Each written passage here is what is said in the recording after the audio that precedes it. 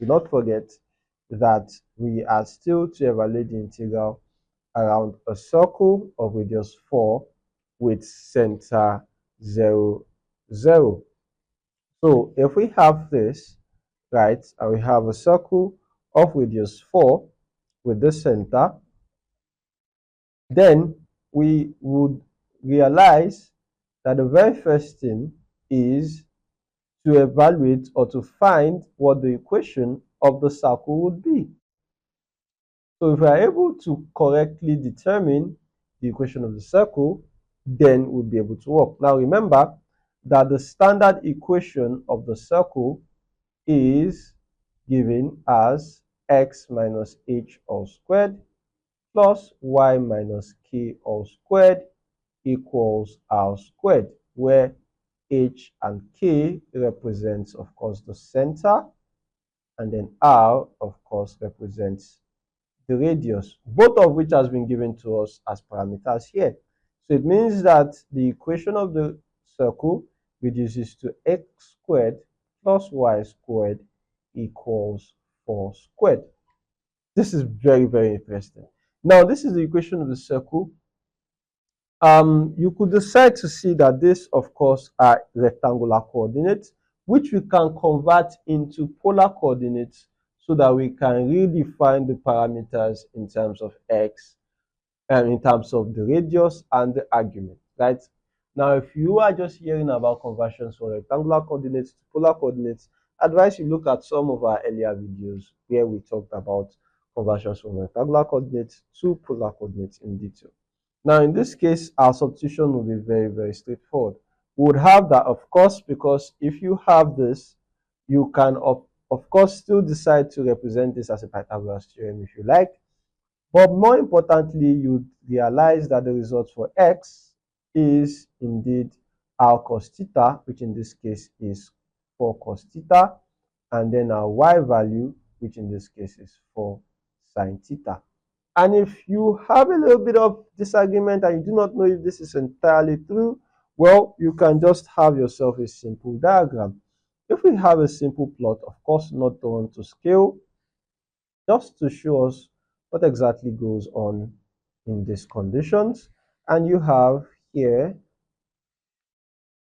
the triangle, right, where the radius is 4, right? We've gotten the radius to be 4, and this is our argument theta here.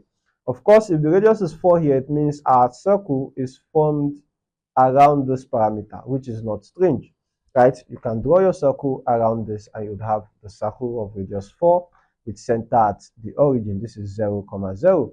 Now, more importantly, you would notice that this here will be our x parameter and this will be our y parameter.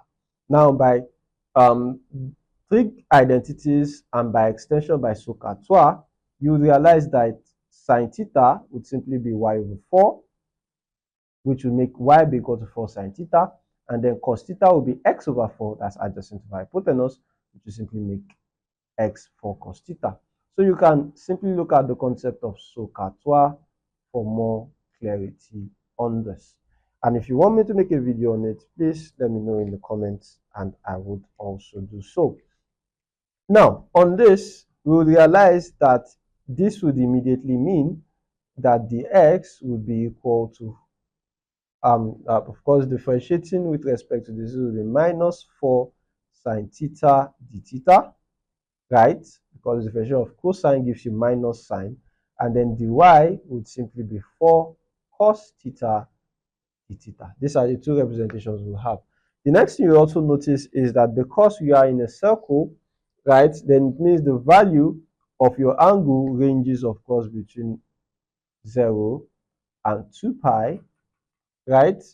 This would be the range of values for your angle, which is in this case your argument. And the radius has already been given to us as 4. So no need to panic much on that. If the radius was given to us as an arbitrary term, they would have had to create a bound for the radius as well and solve as necessary.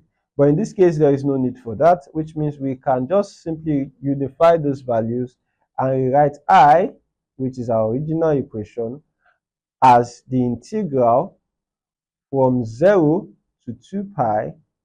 So anywhere you see x, it changes to 4 cos theta, y changes to 4 sin theta, and the integral variables change, integral values changes to this.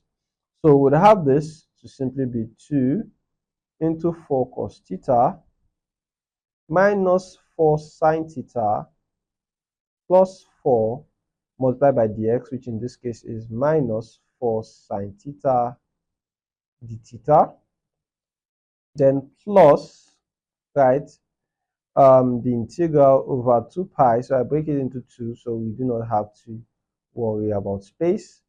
So 5 multiplied by y, then plus 3 multiplied by x, which is 4 cos theta, then minus 6, and then all of this multiplied by dy, which is 4 cos theta d theta. Here we go. So evaluating this would now bring us one step closer to the final answer. So very first stop, let's expand this as necessary. We would have I to be equal to the integral from 0 to 2 pi of, this is 2 times 4, this is 8 times 4, that's minus 32, cos theta, sin theta, and then you have plus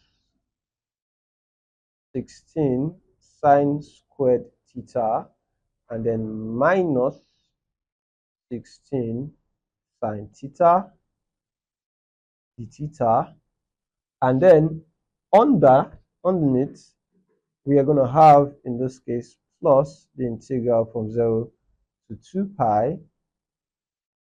This is going to be 5 times 4, that gives us 20, right? 20 still multiplying 4 outside, that's going to be 80 cos theta sin theta, then plus 3 times 4 is 12, that is going to be 48 cos squared theta, and then minus 24 cos theta d theta. This is what we're going to have. So we can decide to combine them, right? We can decide to bring them all together in order to be able to solve.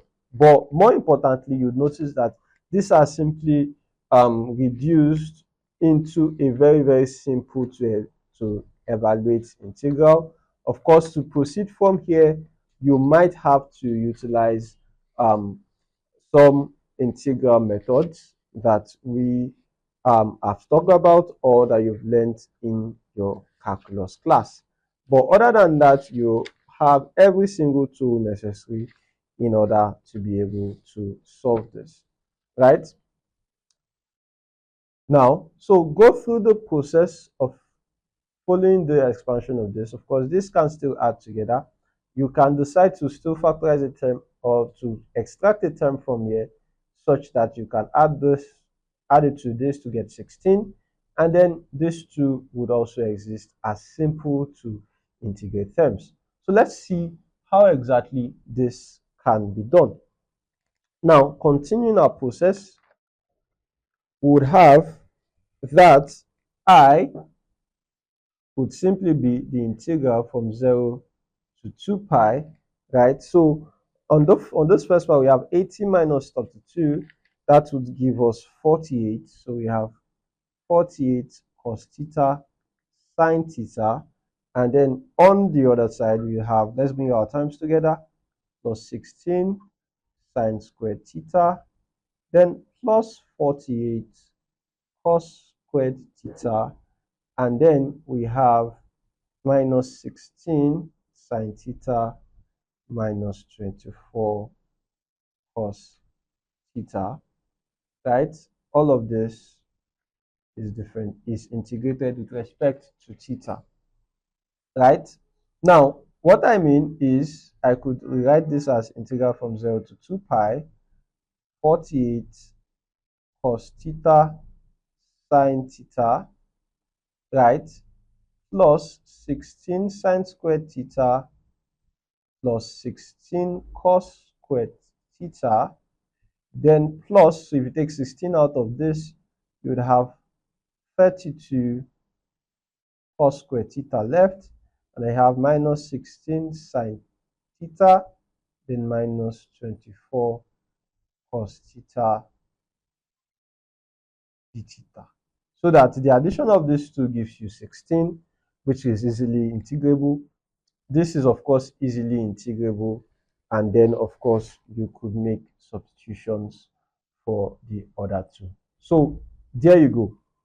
This is what the integral would be at this part. Now, this from here on becomes a strictly calculus process of solution, right? Of course, if you would like me to further break this down, you can let me know in the comments, but I feel like this is a level to which you can complete on your own. As always, make sure to like, share, and subscribe, and turn on your notifications so you do not miss our next part of the video, which is where we'll be going into the concept or the study of the Cauchy theorems, the first integral theorem, the second integral theorem, and how we use them.